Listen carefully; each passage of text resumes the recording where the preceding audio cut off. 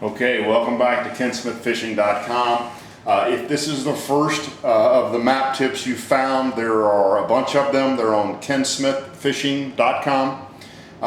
They're also, so we've got overviews that I've done in the past, and now we're breaking down sections of the lake bit by bit. The last video we did was the easily arm, so that runs out in front of Mill Creek and comes up here.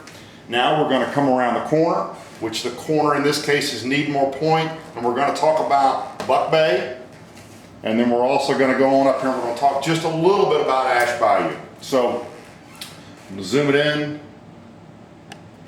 As you come back down out of Easley, or if you're running up from Umphrey Pavilion, which I know you can't see that, but if you're running up up the Ash side, this is all pretty open. Now what you'll see there, let me zoom in for you.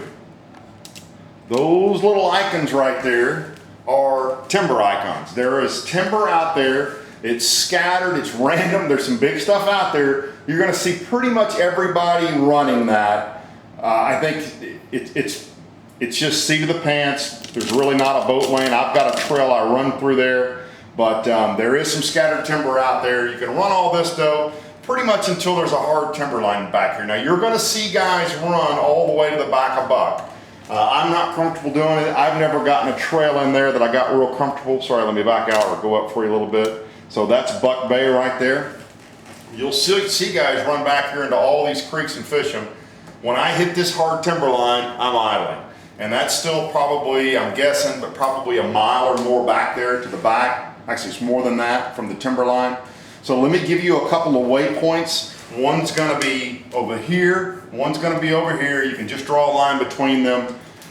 Within about 100 yards short of those, coming from the main lake, shut down and start idling. I idled up to the timber line with the water low and dropped these two buoys right on top of it, so I would be sure and be stopped by the time I get to the waypoints I'm about to give you. Okay, so if you'll enter these two waypoints, I'm just gonna give you the numbers. 31, 10, 656 by 94, 03, 741. That'll be one of those waypoints. The other one will be 31, 10.641 by 94, 04.128. That'll give you a waypoint on either end of that timber line. Anything back to the north of that is solid timber back there, big trees back there. Now, once you come back out of here, you would run out, run around the island, and this is the easily arm. And what you'll see if I can zoom this in just a smidge for you here.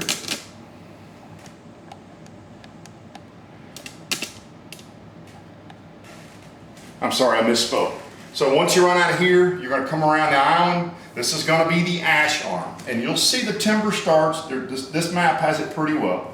It starts right there and it runs up the river, and then it makes a corner. It runs up the river again. There's timber on this side as well. This is, you can run all the way to the 83 bridge, but at Pool, this is impossible to see. That timber's just below water level. So if it's in the 163 or above level, that's going to be a really hard timber line to see. And if you see up here, there's just very narrow little boat lanes up here. There's cuts, there's a pipeline right there.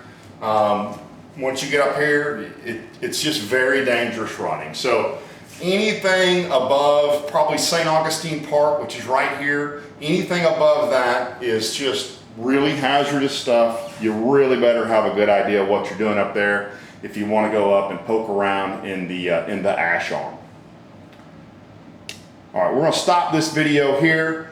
Visit KenSmithFishing.com. Our next video, we're going to start down in the farmers area down there, and we're going to work our way back out west, what most of us would consider up the lake.